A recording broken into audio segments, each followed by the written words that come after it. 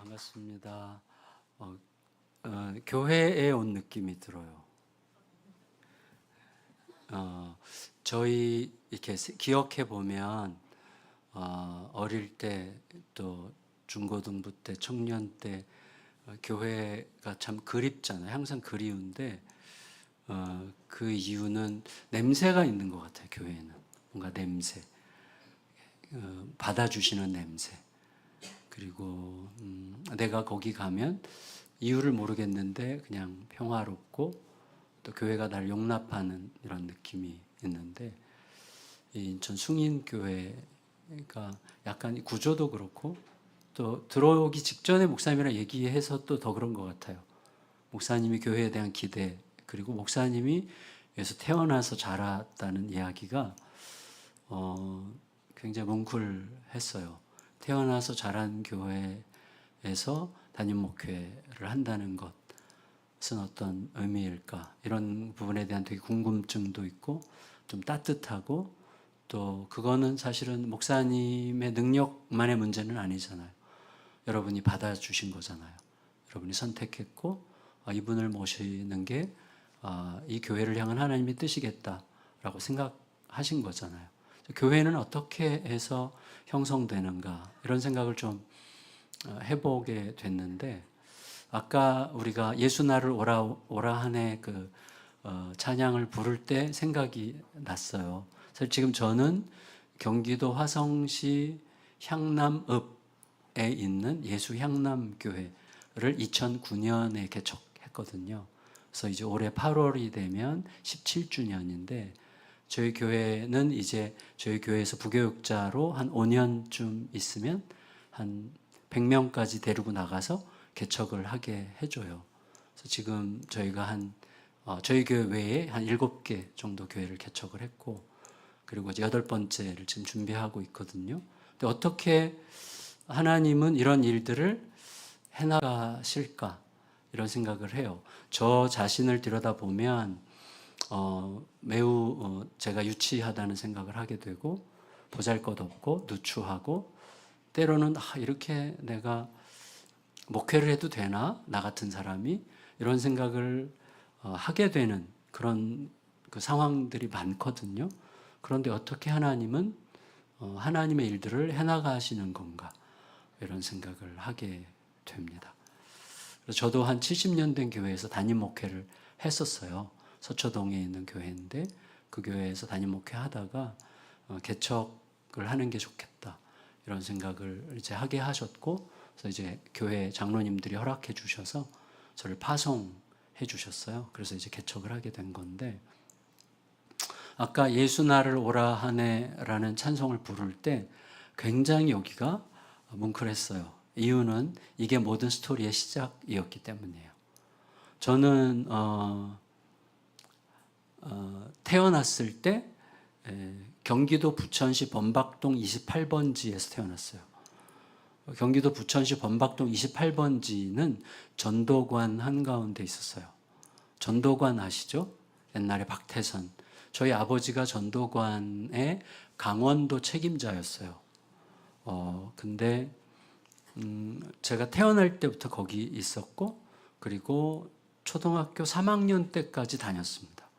그래서 거기서 부천에서 6살 때까지 있다가 7살 때 제2신앙촌이라고 남양주 덕소에 또 이제 큰 신앙촌 타운을 이렇게 건설했어요. 아파트, 학교, 공장 해가지고 엄청났죠. 그때 전도관 다니는 사람들이 뭐 100만 가까이 됐다고 해요. 굉장히 많은 아주 굉장히 갑자기 커진 이단이었는데, 저희 가정에 임한 은혜가 있었는데, 저희 아버지가 강원도 책임자로 있을 때 여비서랑 사이에 제 이복 동생을 낳았어요. 그 은혜로 저희 가정이 쫓겨났어요. 그래서 하나님의 한량없는 은혜로 저희가 이제 드디어 그 집단에서 빠져나오게 되고, 쫓겨났기 때문에 나와서 이제 그때부터 전 교회를 안 다녔어요. 그리고 중학교 2학년이 끝나고 이제 겨울방학이죠. 겨울방학 12월에 방학하고 이제 1월 첫 주를 맞았어요. 이제 중3이 되는 그때인데 1월 첫째 주일날이었어요. 주일날 새벽에 이제 그 추위에 저희가 이제 남해 집 마천동이라고, 송파구 마천동이라고 하는 아주 좀 어렵게 사는 동네였는데 지금은 되게 좋아졌죠. 그래서 그 남의 집 전세 방 하나 얻어가지고 그 다락방에서 이제 형과 둘이서 오들오들 떨면서 지냈는데, 이제 막 추운데 막 씻고 이제 올라가서 이렇게 막 떨면서 이불 뒤집어 쓰고 막 이렇게 있는데요. 아침 한 8시 반쯤 됐을 때예요. 근데 남한산성 거기에 절이 있어요. 절. 거기서 절에서 목탁 소리. 그때는 불경을 뭐 이렇게 막 녹음기에다가 이렇게 해가지고 막 틀어줬어요. 확성기에다가. 기억나세요? 그리고 막 하면서 이렇게 막 쫙 나와요. 그리고 목탁 소리가 이렇게 나오는데, 불경 소리와 목탁 소리가 막 나오는데 제 귀에 갑자기 어릴 때 들었던 예수 나를 오라 하네가 그 불경 소리와 목탁 소리 사이를 비집고 들리는 거예요. 마하사 예수 나를 오라 하네 똑똑똑똑똑똑똑 예수 나를 오라 하네. 희한했어요. 저는 그래서 중간중간에 예수 나를 오라 하네가 이렇게 겹쳐서 들리는데 눈물이 쏟아지기 시작하는데요. 막 너무너무 눈물이 나는 거예요. 뭐지 이게? 뭐지? 그러면서 갑자기 너무너무 교회가 가고 싶은 거예요. 왜냐하면 제가 여러분 이거 꼭 기억하시면 좋겠어요. 꼭 그런 건 아니지만 저는 초등학교 2학년, 3학년 때 전도관에 있으면서 새벽 기도를 한 번도 안 빠졌고 박태선은 잘 몰랐어요. 저는 예수님밖에 몰랐어요 그때. 그래서 전도사님이 예수님 얘기하면 늘 막 좋았고 맨날 24시간 예수님 생각하면서 살았던 기억이 났어요. 그때 이단 안에서도 어린애들 중에 예수님 믿는 사람이 있을 수 있겠다. 저는 그런 생각을 해요. 하나님은 얼마든지 그렇게 하실 수 있겠죠. 예, 하나님이 사람보다 강하시니까. 그래서 그때 생각이 나면서 예수 나를 오라 하네가 막 이렇게 불일 듯이 일어나면서 갑자기 이제 막 옷을 입고 무조건 뛰쳐나간 거예요. 그 추운데. 1월 첫째 주에서 동네를 막 뛰어다녔어요. 어느 교회를 가야 되는가 생각하면서 막 뛰어다녔는데 572번 버스 종점 있는데 거기에 빨간 벽돌로 된 언덕에 예쁜 교회가 하나 있었어요. 거기에 동현교회 이렇게 쓰여 있었어요. 그래서 그 교회에 무조건 들어가서 제가 등록을 한 거예요. 등록을 하고 그냥 그 교회 다닌 거예요. 그러니까 저는 굉장히 희한하게 다니게 된 셈이고, 그리고 그 교회에서 중학교, 고등학교 다니고, 제가 중학교 때, 중등부 때 고등부 누나였던 저보다 2년 선배 누나를 꼬셔가지고 그 교회에서 결혼을 하고 거기서 결혼까지 하고 이제 청년부를 떠난 거예요. 그러고 나서 그 교회 담임 목사님이 저한테 신학대학을 가라고 제안을 해 주셔가지고 총신대학을 그래서 가게 된 거고, 그래 여기까지 온 거예요. 그러니까 하나님께서 예를 들어서 이게 뭐 필연적으로 그래야만 하는 것은 아니지만 사실은 교회는 사람의 이야기가 아닌 거죠. 모든 게 다 하나님의 이야기죠. 하나님이 당신의 사건들을 통해서 하나님 자신의 이야기를 써가고 있는 중이죠. 그러니까 이 숭인교회도 누군가의 이야기가 아닌 거예요. 사실 하나님의 이야기고, 우리들은 하나님의 이야기에 잠깐 한 줄 기록되거나 안 되거나 상관이 없죠. 결국 모든 것이 다 하나님의 이야기니까요. 그래서 제가 교회는 어떻게 형성되는가 알 수 없어요. 우리는. 그리고 어떤 교회는 저희 동네만 해도 교회가 한 5, 60개 되는데, 저 이제 화성 향남이라는 곳에 작은 신도시, 조그만 신도시거든요. 근데 거기에 저희 교회가 왜 글로 가게 된 것도 신기해요. 저는 거기 갈 생각이 전혀 없었거든요. 근데 하나님께서 기도하는 중에 성도들이 따라올 수 없는 곳으로 가라. 그런 마음을 주셨어요. 그러니까 개척하기 전 교회가 제가 3년 반 목회하는 동안에 많이 성장을 했어요.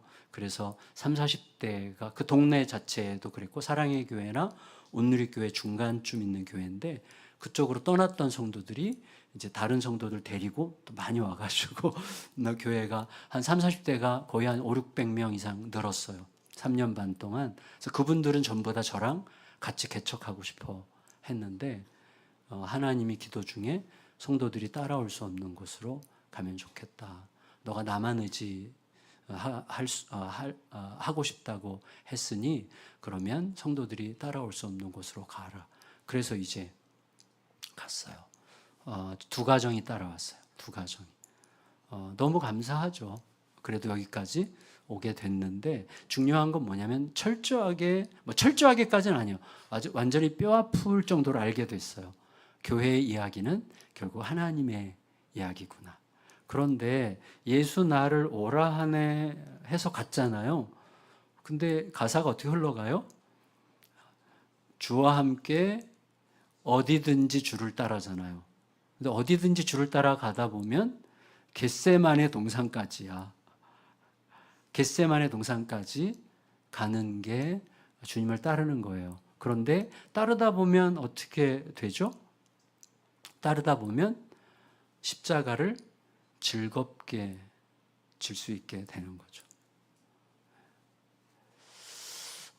여러분과 이 이야기, 교회와 관련된 이야기들을 월화수목 이렇게 나누게 되어서 정말 감사합니다. 그리고 저의 이야기가 아니라 저를 통해서 하나님께서 뭔가 하려고 했던 이야기들을 중심으로 여기 성도님들과 함께 좀 간증과 함께 말씀을 나누었으면 좋겠습니다. 굉장히 의미 있는 시간이 좀 될 수 있으면 좋겠고, 이 아까 목사님과 함께 읽어주신 이 말씀은 우리에게 굉장히 유명한 말씀이죠. 예수님께서 제자들과 함께 갈릴리 바다를 이제 건너가시는 중입니다. 그렇죠? 갈릴리 바다를 건너가는 중인데 누가 가자 그랬습니까? 모르셨어요? 누가 가자 그랬죠? 예수님께서 가자 그랬어요. 제자들은 따라간 것뿐입니다. 그렇죠? 근데 예수님께서 가자고 해서 믿음으로 따라갔는데 풍랑을 만납니다. 그게 굉장히 자연스러운 거죠. 그러니까 예수님과 함께 가면서 풍랑을 만나죠. 그러니까 어려움은 그냥 있는 거다 이렇게 생각하면 될 것 같아요. 그러니까 믿음이 나빠서도 아니고 내 삶에 무슨 문제가 있어서도 아니고, 물론 문제가 있기 때문에 문제가 생기기도 하고 내 어떤 결함 때문에 또 내 안에 있는 어떤 부족함 때문에 문제가 생길 수도 있지만 별 문제 없이 예수님께 순종했는데 문제가 생길 수 있고, 혹은 예수님께 순종했기 때문에 문제가 생길 수도 있는 거죠. 예수님께서 가자고 하셨기 때문에 간 거고, 가자고 하셔서 갔기 때문에 풍랑을 만난 거예요. 그러니까 예수님의 뜻을 따르다 보니까 풍랑을 만난 거지, 예수님의 뜻을 따름에도 불구하고 풍랑을 만든 게 아닌 거죠. 그러니까 우리가 어떤 풍랑, 어려움, 환난, 고통, 여러 가지 일들이 우리에게 찾아올 때 우리가 함부로 쉽게 너무 단조롭게 생각하면 안 되는 거죠. 거기에서 우리가 뭔가를 생각해야 되는데, 핵심은 뭐냐면, 자, 풍랑을 만났습니다. 그러고 나서 제자들이 굉장히 당황을 했습니다.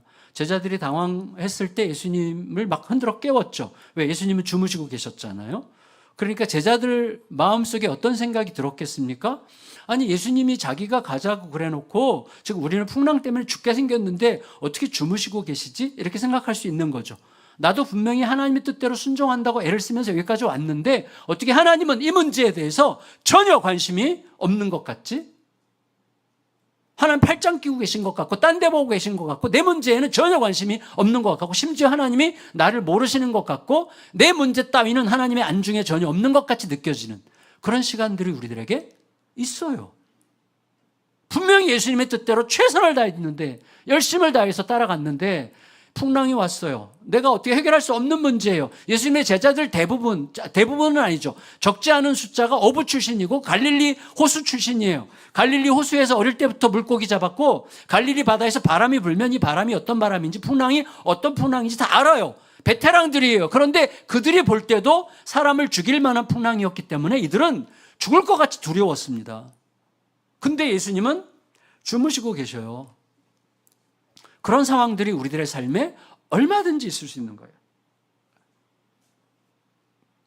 어쩌면 지금 여러분들 중에 그런 상황을 통과하고 계신 분들이 계실지도 모르겠어요. 왜? 저는 원래는 지금 한 7년쯤 남았거든요, 은퇴가. 근데 사실은 내년에 후임을 뽑으려고 해요. 그래서 좀 일찍 은퇴하려고 하는데 이유는 제가 5년 전에 혈액암에 걸렸기 때문이에요. 그러면 저는 지금 풍랑 속을 가고 있는 중이죠. 근데 너무너무 평화로워요. 오늘이 끝이어도 괜찮아요. 이것도 하나님의 선물이죠. 그래서 오늘 그 이야기를 하려고 하는 거예요. 뭐냐면 믿음, 하나님께서 교회는 하나님의 사건이고 하나님의 스토리인데 그 교회가 세상과 함께 있으면서도 이상하게 세상과 다른, 그래서 굉장히 매력적인, 세상에서 사람들이랑 다 섞여 살죠. 같이 회사 다니고 같이 밥 먹고 같이 시장 보고 뭐 같이 열심히 사는데 이상하게 뭔가 다른, 그래서 뭔가 자꾸 들여다보고 싶고 묻고 싶고 뭔가 매력이 있고 그런 공동체, 그게 교회거든요. 근데 그 매력, 그 교회의 그 어떤 뭔가 교회만의 그 아름다움, 뭔가 자꾸 물어보고 싶고 궁금해지는, 그게 다 없어진 시대에 우리가 살고 있는 거란 말이에요. 여러분, 교회 안 다니는 분들이 교회 다니는 분들에게 궁금해하는 시대일까요? 지금이? 묻고 싶은 게 있는 시대일까요? 묻고 싶은 게 없어요. 왜? 자기들이랑 하나도 다르지 않기 때문에. 그리고 별로 매력적인 것 같지도 않고 오히려 더 누추해 보일 수도 있고 이기적으로 보이기도 하고, 지들끼리 모여서 우리는 이해할 수도 없는 자기들만의 언어를 가지고 자기들만의 문법 속에서 자기들끼리만 만족하는 것 같은 그런 집단으로 보이는 거죠, 세상이 볼 때는. 초대교회도 비슷했어요, 거기까지는. 그렇지만 이상하게 매력적이었어요, 초대교회는.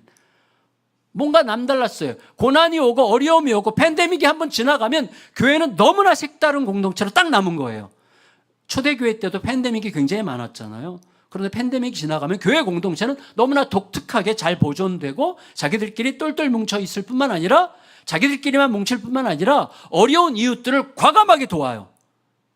모든 어려움을 물리치고, 그리고 모든 현실적 어려움들을 물리치고 과감하게 돕고, 모든 경계선을 허물고 기꺼이 손을 내미는, 이런 이상한, 그들끼리 너무나 독특한데 자기들의 이웃에 대해서 너무나 관대하고 자비롭고 사랑이 넘치는 이 희한한 공동체인 거예요. 그게 교회의 독특성이죠. 그러나 그게 어느새 사라지게 된 거죠. 그럼 그 바탕에 뭐가 있을까? 이 질문을 저는 한번 해보면 좋겠어요. 우리 교회를 움직이는 힘은 뭘까? 여러분, 숭인교회를 움직이는 힘은 저는 전혀 모르죠. 숭인교회 오늘 처음 왔고, 목사님이 숭인교회 다니는 걸 제가 오늘 알았어요. 목사님이랑 제가 남설은혜교회에서 한번 만났었거든요. 근데 그 목사님이 이 목사님인지 제가 오늘 알았어, 솔직히. 죄송해요. 근데 이분 인상이 너무 이렇게 뭐라 그럴까, 얼굴에 써 있잖아요. 믿을 수 있는 사람 이렇게 써 있잖아요. 여러분 아니에요?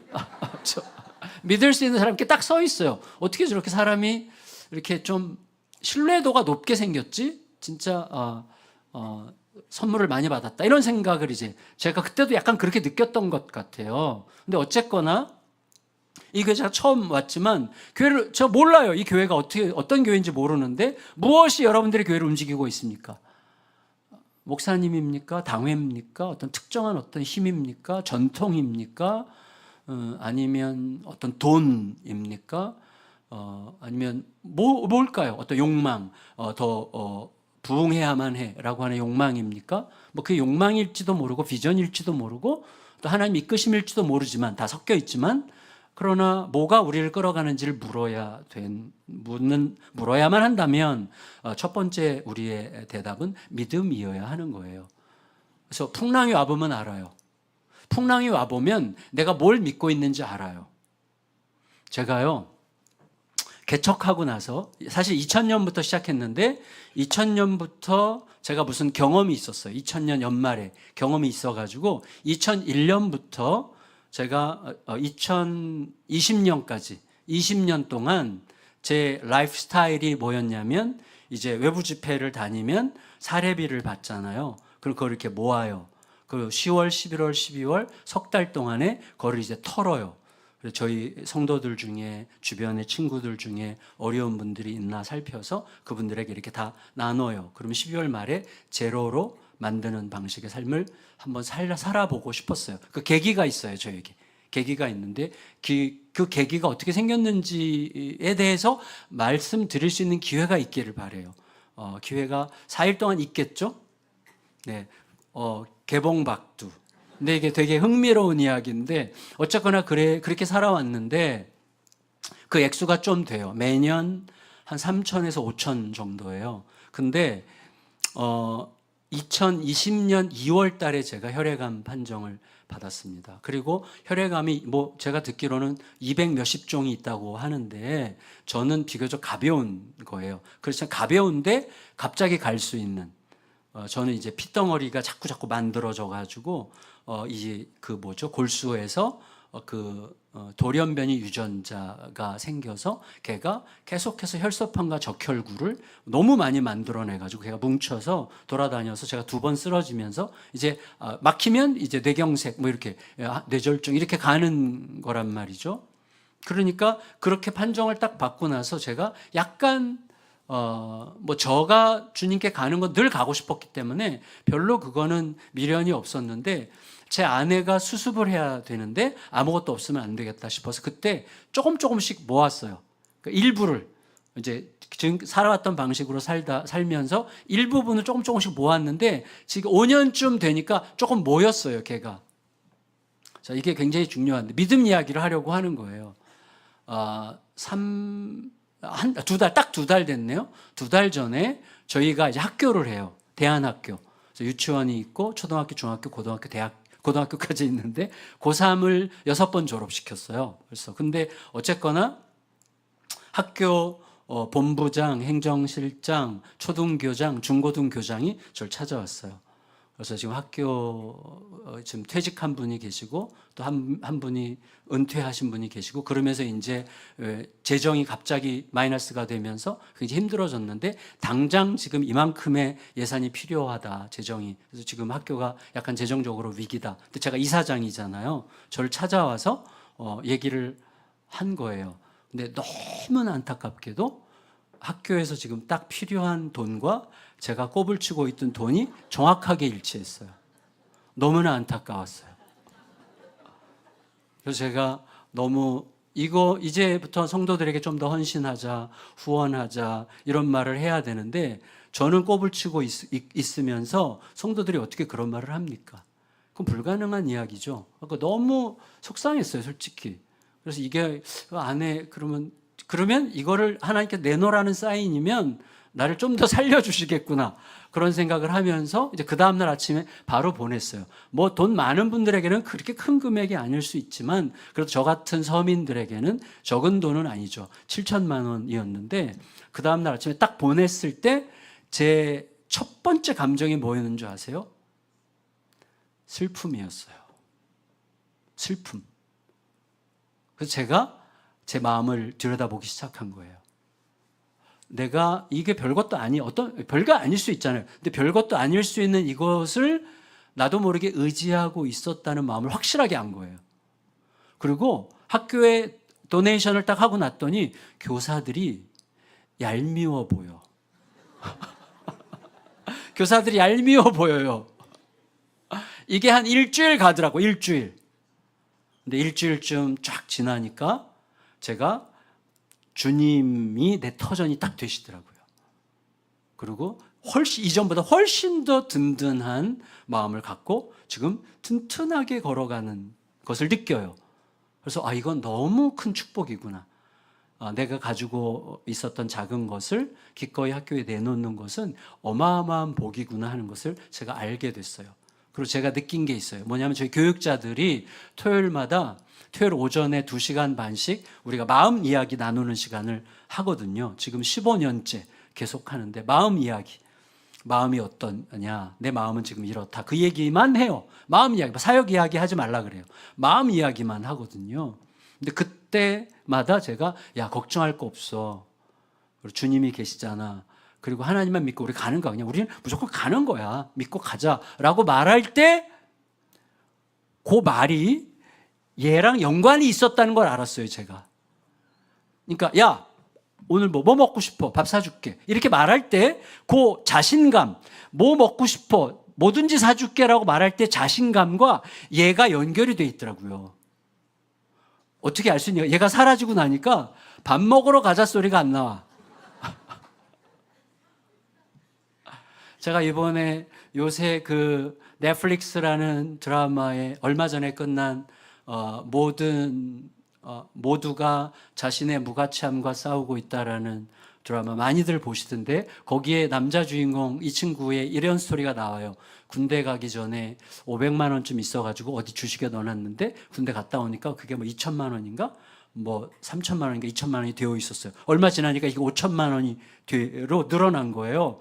근데 그때 자기 속에서 생기는 그 자신감, 그래서 제가 알게 됐어요. 우리가 내가 믿음이 주님을 의심하지 않고 잘 믿는다고 생각하는 것 같을 때 사실은 주님을 믿기보다 다른 어떤 것을 의지할 게 있기에 주님을 믿는다고 느낄 가능성이 있겠다라는 생각을 하게 됐어요.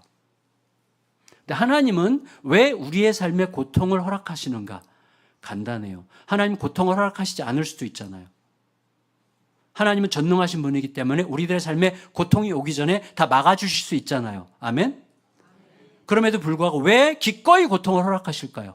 왜 기꺼이 혈액암이 저에게 오게 하셨을까요? 왜 기꺼이 나의 삶이 고통의 수렁 한가운데 들어가게 하실까요?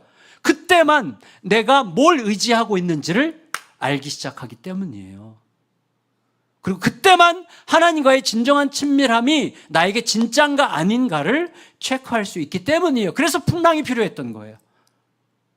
여러분, 풍랑을 굳이 만날 필요가 없잖아요. 예수님께서 가자고 하셨는데 그냥 순하게 건너가면 안 됩니까? 좀 저쪽에서 군대 귀신 들린 자가 기다리고 있는데 그냥 순하게 지나가면 어때요? 근데 꼭 풍랑이 오는 거예요. 예수님께서 풍랑을 일으키신 건 아니지만 우리의 삶에 풍랑이 있는 것에 대해서 막지 않으시는 거예요. 풍랑 속에서 제자들이 점검이 되는 거예요. 어떤 상태인지가. 그래서 어떻게 됩니까? 풍랑이 일어났을 때 제자들이 호들갑을 떨면서 예수님께 막 짜증을 내면서 뭐 하시는 겁니까? 이런 식으로 예수님을 깨웠는데, 일어나신 예수님께서 바람과 물결을 잠잠케 하신 다음에 어떻게 하셨습니까? 제자들에게 뭐라고 말씀하셨습니까? 너희 믿음이 어디 있느냐 말씀하셨습니다. 믿음에 대한 질문을 하셨어요. 너희 믿음이 어디 있느냐? 자, 그러면 예수님께서 제자들에게 너희 믿음이 어디 있느냐라고 말씀하실 때의 그 믿음의 핵심이 뭘까요? 우리는 믿음을 뭐라고 생각할까요? 그럼 믿음을 우리는 뭐라고 생각하세요? 믿음이 선물이라고 하는 건 무슨 뜻이죠? 자, 그냥 간략하게 시간이 너무 많이 가지 않도록 간략하게 하다가 제가 3시 40분 되면 그냥 끝낼게요. 그 정도까지 하면 되는 거죠. 그러면 43분까지. 그럼 여러분 보세요. 제가 목사님을 그때가 코로나 때니까 적어도 한 6, 7년 전? 지금부터 한 6, 7년 전이란 말이죠. 근데 인상이 남아있어요. 저렇게 신뢰도가 굉장히 높다. 근데 자, 이번에 이제 4일 동안 같이 얼마나 교제할지 모르겠지만 교제하면 제가 좀 더 알겠죠. 그럼 제가 아마 수요일쯤 되면 이분 진짜 믿을 만한 분이구나 라고 생각할 거예요. 그럼 제가 이분을 믿는, 그분 참 믿을 만한 분이야 라고 말하겠죠. 그러면 그렇게 될 때 그 믿음은 제가 믿는 겁니까? 아니면 저분이 저에게 준 겁니까? 왜? 여러분의 담임 목사님이 저에게 준 거죠. 그래서 믿음은 선물인 거예요. 내가 열심히 강하게 믿는 게 아니에요. 내가 아무리 강하게 믿어도 상대방이 믿을 만한 사람이 아니면 믿음이 어떻게 생겨요? 상대방이 믿을 만한 분이기 때문에 믿음이 생기는 거지, 믿을 만한 대상이 아닌데 내가 아무리 열심히 믿습니다 해봐야 소용없어요. 믿음이 안 생겨요. 그러니까 믿음은 뭡니까? 예수님을 믿는다는 그 믿음은 예수님이 주시는 거예요. 예수님의 어떠하심이 나에게 주는 선물이에요. 다시 말하면 예수님은 제대로 알면 알수록 믿지 않으면 안 될 만큼 믿을 수 있는 분이기 때문에 예수님이 믿음을 나에게 주시는 거죠. 예수님은 내가 제대로 알면 알수록 사랑할 수밖에 없는 분이기 때문에 사랑할 수밖에 없는 분이세요. 그러니까 그 사랑도 예수님이 주시는 거죠. 믿음도 사랑도 다 그분이 주시는 거예요. 그러니까 믿음을 얘기할 때 믿음을 얘기할 때 핵심은 여러분 믿음을 더 강하게 가지십시오. 믿습니까? 믿음이 왜 이렇게 약하세요? 이런 얘기 할 필요가 없는 거예요. 교회가 예수 그리스도를 얼마나 제대로 알고 있느냐가 우리들의 믿음을 결정하는 거예요. 이게 중요해요. 예수님이 누구신지를 제대로 알면 알수록 믿음이 생기는 거예요. 내가 믿습니다 한다고 생기는 게 아닌 거예요. 믿음은 예수님이 주시는 거죠. 그러면 우리에게 중요한 건 뭐죠? 예수님이 누구신지를 아는 거예요. 그러면 지금 이 스토리에서 제가 보니까 한 1, 2, 3인데 세 가지를 말씀드리려고 하는데 세 번째는 내일 말씀드릴게요. 두 가지만 말씀드리겠는데 첫 번째, 자, 배를 타고 지나가요. 그리고 이 배를 타고 이 갈릴리 호수, 너무 크니까 바다로 불리기도 하는 갈릴리 호수를 지날 때에 엄청난 풍랑을 헤쳐서 지나갈 때에 우리의 모든 운명을 결정하시는 분은 선장이죠. 선장이 결정해요. 그러면 우리들의 인생을 항해에 비유하지 않습니까? 우리들의 인생은 항해예요, 항해. 그럼 우리들의 인생에서 누가 내 선장이라고 생각하고 있느냐가 믿음의 첫 번째 핵심이에요. 누가 내 선장이라고 생각하고 있는가? 여러분, 제가 최근에 얼마 전에 묵상하다가 알게 됐는데 한나가 하루 이틀 기도했겠습니까? 사무엘상 1절에 사무엘의 엄마 한나가 하루 이틀 기도한 게 아닙니다. 그런데 기도할 때마다 허구한 날 대성통곡하고 울고불고 난리가 났고 식음을 전폐하고 먹지 않고 늘 슬퍼했어요. 기도했지만 슬퍼했어요. 왜? 하나님께서 애를 안 주시니까. 근데 어느 날은 갑자기 기도했는데 기뻐졌어요. 갑자기 얼굴에 근심빛이 없어졌어요. 그날 기도가 그 전의 기도와 달랐던 거죠. 어떻게 달라졌습니까? 간단하게 말씀드리면 이거예요. 자, 하나님은 아이를 못 주시는 게 아니죠. 맞죠? 하나님은 아이를 주실 수 있는 능력이 없어서 못 주시는 게 아니잖아요. 하나님께서는 지금 주실 수 있는데도 불구하고 안 주시는 거잖아요. 그렇죠? 그러면 왜 안 주실까? 내가 미워서? 내가 얄미워가지고? 아니, 분인나 저렇게 나를 막 맨날 쥐잡듯이 잡아먹으려고 하는 저 분인나한테도 애를 주시면서 나는 지금 이렇게 열심히 하나님 앞에 부르짖고 있는데 왜 나한테는 애를 안 주셔? 그건 내가 미워서가 아니죠. 얄미워서가 아니죠. 뭔가 나에게 깨닫게 하시기 위해서 아이를 안 주고 계시는 거죠. 뭘 깨닫기를 원하셨을까? 생각했을 거예요. 한나는 내 마음을 움직이는 게 뭘까? 나는 지금 믿음으로 움직이는 걸까? 아니면 두려움으로 움직이는 걸까? 나는 하나님을 믿는다고 생각했지만 하나님을 믿는 게 아니라 하나님이 내 기대대로 안 하시면 어떻게 하지라는 두려움을 믿고 있었다는 사실을 깨달았던 거예요. 하나님을 믿는 게 아니라 하나님께서 내 기대대로 안 하실지도 모른다는 두려움을 믿었기 때문에 늘 기도하면서도 허구한 날 울부짖고 그리고 슬퍼하고 괴로워하고 원통해하고 힘들어했던 거예요. 그날 깨달았어요. 하나님, 아예 안 주셔도 됩니다. 아이를 안 주셔도 하나님은 여전히 저의 하나님이십니다. 그 순간 하나님께서 내가 너에게 아이를 준다면 너 어떻게 할래? 이렇게 말씀하셨을 거예요. 어떻게 할 수 있는가 하면 한나가 나실인 서약을 해요. 나실인 서약은 하나님과 거래하는 게 아니에요. 하나님 이렇게 해주시면 이렇게 할게요. 이게 나실인 서약이 아니라 하나님께서 주신 은혜에 대한 감사가 나실인 서약입니다. 그러니까 하나님께서 내가 너에게 아이를 줄 수 있다. 준다면 어떻게 할래? 그랬더니 하나님, 그 아이는 제 아이가 아니죠. 하나님의 아이입니다. 하나님의 뜻대로 하셔야 됩니다. 이렇게 얘기하게 된 거예요. 그러니까 우리에게 가장 중요한 믿음의 첫 번째 요소는 뭐냐면 내 마음을 끌고 가는 게 지금 뭐냐? 진짜 믿음이냐? 하나님 믿는 믿음이냐? 아니면 하나님이 내 기대대로 안 하실지도 모른다는 두려움에 대한 믿음이냐? 하나님에 대한 믿음이냐? 두려움에 대한 믿음이냐? 이거를 점검하는 게 믿음이에요. 믿음의 첫 번째는 누가 내 선장인가예요. 뭐가 날 끌고 가지? 지금 나를 끌고 가는 힘이 뭐지? 그걸 어떻게 알 수 있죠? 내 삶의 모습을 보면 알아요. 여러분, 남편의 사랑에 이끌리는 사람은 얼굴이 밝아요. 얼굴을 보면 알죠. 지금 갑자기 밝아지는데 얼굴이. 얼굴을 보면 알죠. 그러니까 우리의 삶의 태도를 보면 이 사람이 믿고 있는 하나님이 어떤 분인지가 금방 알게 돼요. 그래서 나를 누가 끌고 가지? 이게 중요합니다. 여러분, 제가 이 이야기 잠깐 말씀드릴게요. 우리가 얼마나 연약한지. 제가 2009년 8월 달에 개척을 했는데, 개척할 때 진짜 믿음으로 두 가정과 함께 세 가정이 시작을 했잖아요. 저희 부부가 하나님, 우리 은퇴할 때까지 10가정만 있어도 됩니다. 제가 그 전에 서초동에서 목회하던 교회가 한 2,000명 가까이까지 성장을 했어요. 근데 하나도 행복하지 않았어요. 예수님 이야기하면서 예수님의 뜻대로 순종하면서 가는 것 외에는 행복할 수 없어요, 우리들은. 교회 그 사이즈가 커진다고 행복해지지 않습니다. 그건 잘못하면 비대해지는 것이에요. 예수님의 뜻대로 순종하는 게 너무나 중요한데, 그래서 이제 믿음으로, 그래서 우리 10가정만 은퇴할 때까지 주시면 우리는 충분히 만족하게 목회할 수 있을 것 같아요. 제 아내는 음악학원을 하고, 또 저는 우유 배달, 신문 배달할 작정으로 내려간 거예요. 그거 너무 하고 싶었어요. 근데 이제 그럴 기회가 없었어요. 저희가 개척하는 날 65명이 등록을 했어요. 그래서 이게 뭐지? 1년 만에 700명이 됐어요. 그래서 저희가 일할 기회를 못 얻었어요, 저는. 불행하게도.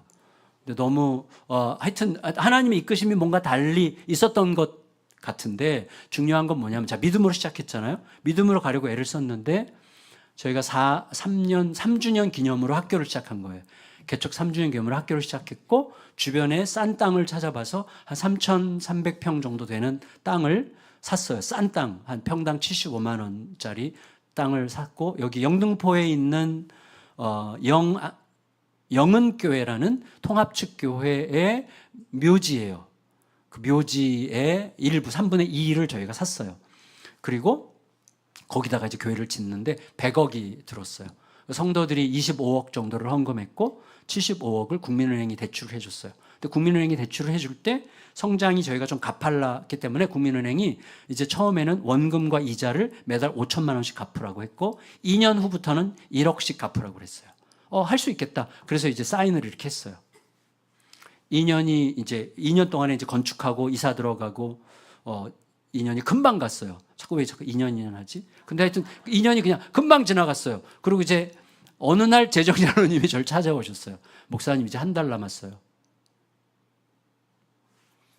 이제 한 달만 지나면 1억씩 내야 되는데, 교회는 이사간 그곳이 대중교통이 없어. 차가 없으면 못 오는 곳이고, 떨어져 나간 성도들도 있고, 새가족들은 생각보다 많이 들지 않았고, 예산도 지출은 계속 늘었는데 수입은 조금만 늘었어요. 그러니까 지금 5천만 원씩 내는 것도 빠듯해. 그런 상황이에요. 근데 한 달이 남았어요. 장로님이 어떻게 하죠? 그래서 기도합시다. 말은 그렇게 점잖게 했지만 초조해지기 시작하는데요. 이 초조가 장난이 아니에요. 와, 그때 저희가 한 1,200명 정도 됐거든요, 성도들이. 이 교회가 그냥 무너지겠다 이런 생각이 드는 거예요. 다음 달부터 이제 은행에 넘어가겠다는 확신이 들었어요, 제 마음속에. 그러면서 이제 기도를 시작했어요. 아침에, 주님, 너무 힘듭니다. 너무 두렵습니다. 어떻게 하면 좋습니까? 너무너무 초조해요. 그래서 교회 가기가 싫어졌어요. 교회 가는 게 싫고 휴거가 있으면 좋겠더라고요, 휴거. 그래서 교회 가다가 그냥 하나님께서 부르시면 좋겠어. 교회 가다가 그냥 사라지면 얼마나 좋을까. 맨날 그 생각을 했어요. 너무너무 이게 짐이 무거우니까 성도들은 몰라, 이 짐을. 너무 무거워, 너무너무. 그래갖고 진짜 도망가고 싶고 떠나고 싶고 막 이러는데, 기도를 하면 하나님께서 항상 이렇게 얘기하셨어요. 이 교회의 주인이 누구냐? 이 교회를 지금까지 누가 이끌어왔느냐? 그러므로 이 문제를 누가 해결하겠느냐? 답은 분명하죠. 주님이십니다. 주님이십니다. 주님이십니다. 이게 답이죠. 아멘? 답이에요. 그것만 가지고 1시간 막 기도하는 거예요. 똑같은 기도를 가지고 막 기도해. 1시간쯤 지나면 평화가 와요. 맞아, 주님이 주인이시지. 주님이 해결하시지. 아멘. 일어나. 평화가 쫙 찾아와요. 근데 이 평화가 수명이 있어.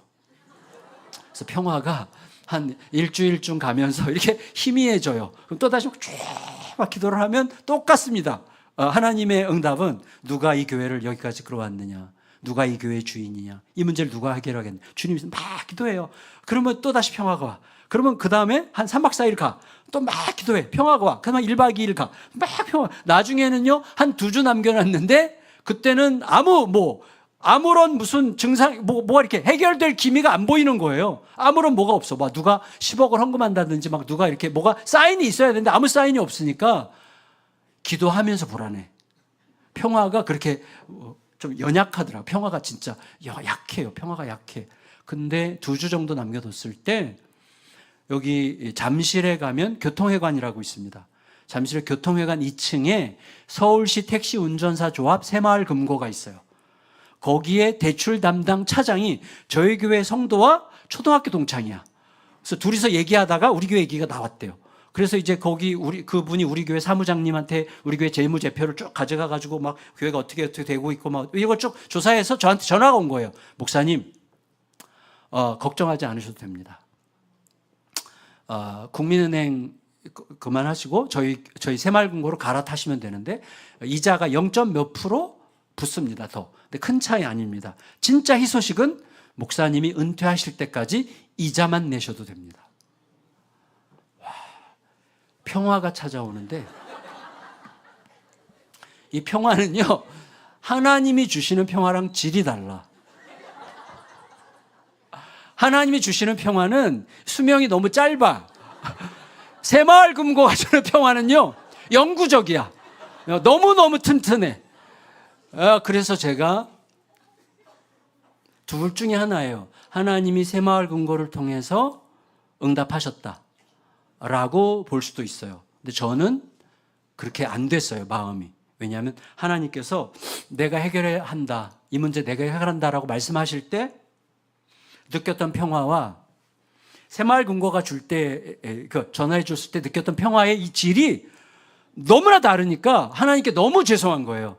그래서 제가 믿음으로 교회를 정말 믿음으로 주님이 해나가시는 것을 보고 싶다고 했는데 마치 이거는 주님보다 은행을 더 믿는 것 같은 느낌이 들은 거예요, 저에게. 그래서 장로님들을 오시라고 그랬어요.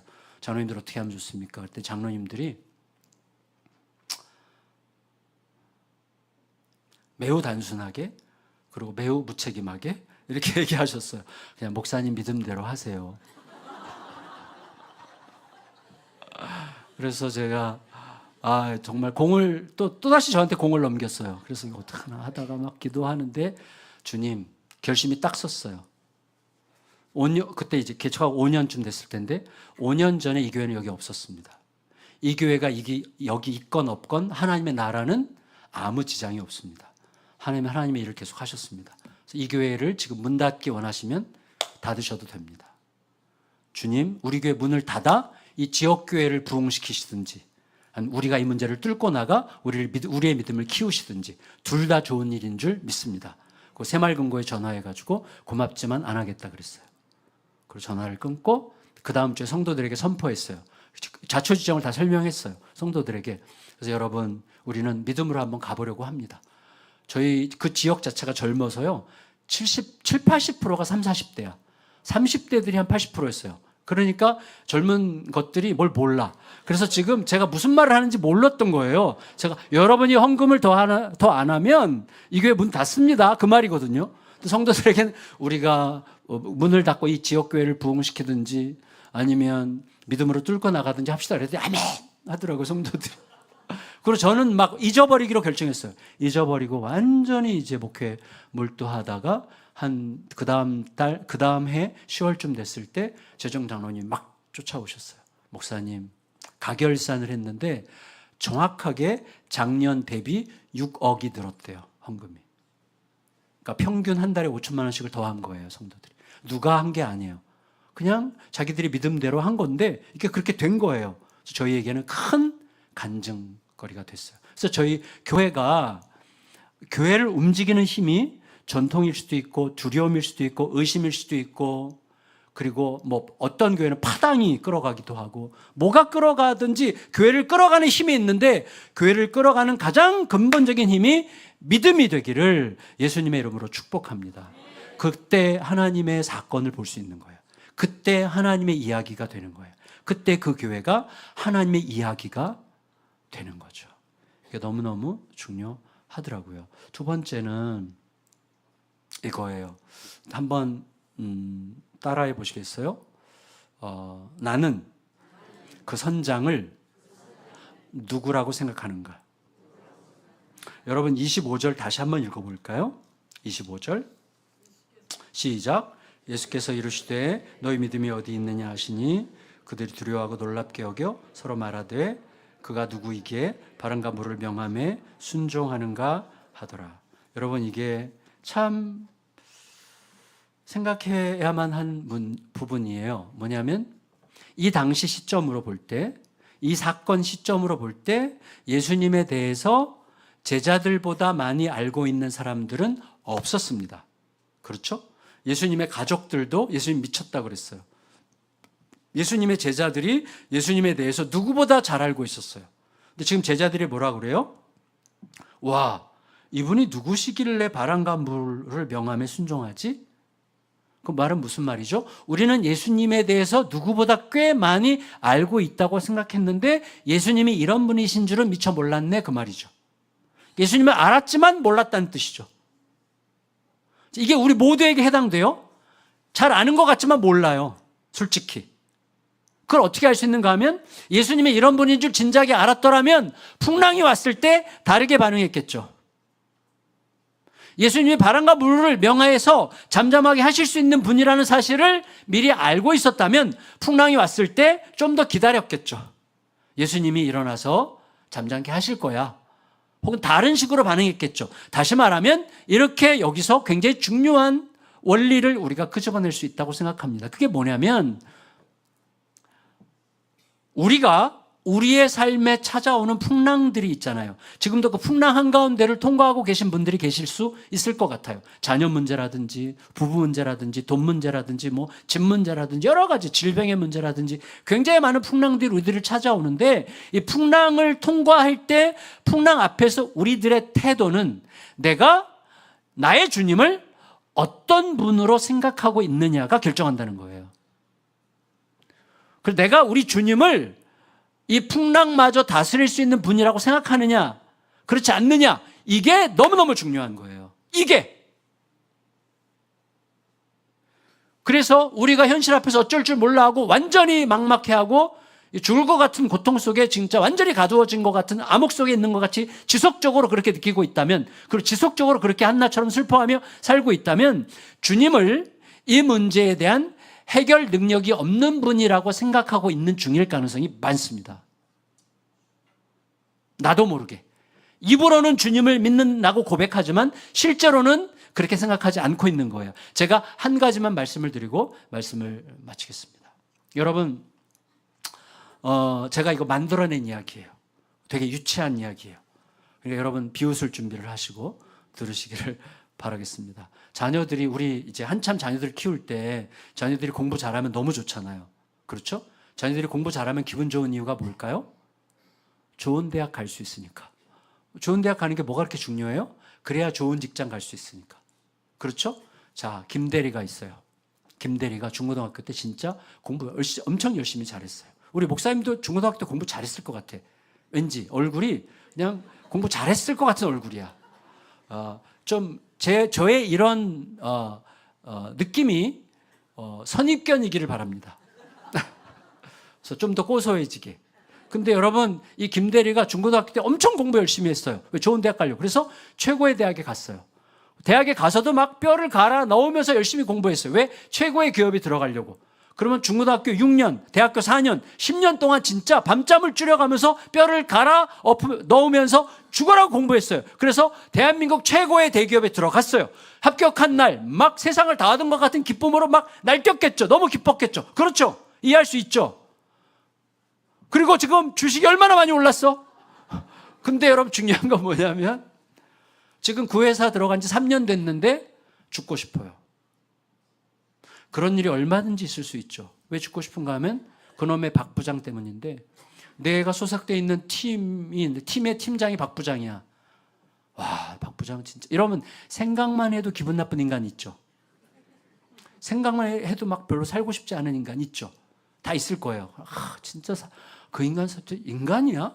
인간이 그럴 수 있어? 막 째려만 봐도 막 기분이 나쁘고 막 말을 하면 막 사람을 짓밟고, 그리고 특히 이 박 부장이요 교회 다니는 사람들을 너무너무 싫어해. 근데 김대리가 교회 다니는 걸 알아. 그러면 엄청 짓밟아. 그러니까 김대리가 그 팀에 들어간 이후로부터 지금 살고 싶질 않아요. 맨날 죽고 싶다, 죽고 싶다.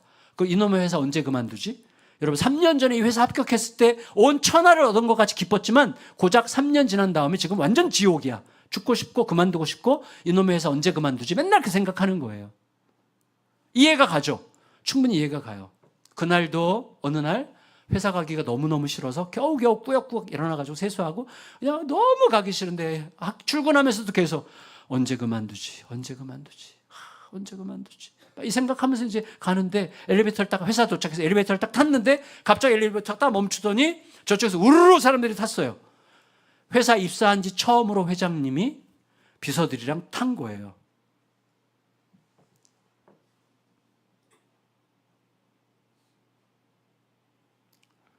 목사님이 경석인가? 경훈. 그렇죠. 경훈. 죄송해요. 경훈. 그래서 이 김대리가 저쪽 구석에서 뻘쭘하게 서 있었어요. 회장님을 3년 만에 처음 탔으니까. 회장님이 이렇게 둘러보더니 김대리를 봤어요. 경훈이네? 이렇게. 김대리 이름이 김경훈이야. 그랬더니 깜짝 놀래가지고 김대리가 어떻게 저 같은 말단 이름을 아세요? 그랬더니 야, 내가 직원들 이름을 어떻게 다 알아? 근데 매번 새로운 신입사원들이 입사할 때마다 몇 명씩은 내가 기억을 하고 이름을 외워. 그 친구들은 내가 주목해서 보는 친구들이야. 그 친구들은 내가 끝까지 데려갈 친구들이야. 너도 그 중에 하나야. 너는 내가 끝까지 데려갈 거야. 걱정하지 마. 그리고 너 지금 힘들지? 너 그 박 부장 밑에 있지? 그 미친놈? 내가 알아. 박 부장 그 미친놈. 다 알아. 근데 박 부장 견뎌야 된다. 그런 인간도 견뎌야 너 크는 거야. 그래야 너가 이 회사에서 기여할 수 있어. 그러니까 견뎌. 정 힘들면 비서실 통해서 연락해. 내가 만나줄게. 회장님이 그러고 내렸어. 자, 박 부장, 이 김대리가요. 진짜 오피스 앞에 딱 섰어. 어제 그 손잡이야. 어제 그 문이야. 문 열었어. 어제 그 분위기야. 똑같아. 어제 그 박 부장이야. 어제 그 박 부장의 눈빛이에요. 어제 그 박 부장의 말투예요. 어제까지는 언제 그만두지였어. 오늘은 박 부장이 막 입을 열어서 더러운 소리를 막 하는데 지져라. 이게 되는 거예요. 왜? 조금 전에 회장님 만났고 회장님으로부터 약속을 받았잖아요. 여러분, 우리 하나님이 이 회장님만 못합니까? 우리의 하나님은 틀림없이 회장님보다 못해요. 어떻게 알 수 있어요? 우리가 살아가는 모습을 보면. 그래서 여러분 진짜로 매일 새벽 이 왕 회장님을 진짜 만나시면 됩니다. 두려울 게 없어요. 두려울 게 없어요. 그분을 내가 어떤 분이라고 생각하느냐가 내 인생을 결정하는 거예요. 하나님을 어떤 분이라고 생각하느냐가 우리 인생을 결정해요. 우리는 하나님을 하나님 하면서도 하나님이 내 문제는 해결하지 못하실 분인 것처럼 느끼고 있어요. 우리의 표정과 삶을 보면 알 수 있습니다. 그래서 하나님이 어떤 분이신지를 늘 자기 자신에게 가르치셔야 돼요. 우리 하나님은 이미 승리하신 분, 영원한 생명을 이미 가지셨고 영원한 생명을 이미 나에게 주신 분, 나를 영원토록 끝까지 성실하게 책임지실 수 있는 분, 그리고 영원히 오르신 분, 하나님이 왕이 진짜 이 세상의 왕이신 분, 하나님을 날마다 그 하나님 날마다 나에게 가르치면 가르칠수록 나의 삶이 새로워진다는 사실을 기억하시고 그 하나님과 함께 진실한 승리의 길을 걸어가시는 여러분 모두 되시기를 예수님의 이름으로 축원합니다. 우리 같이 말씀 기억하면서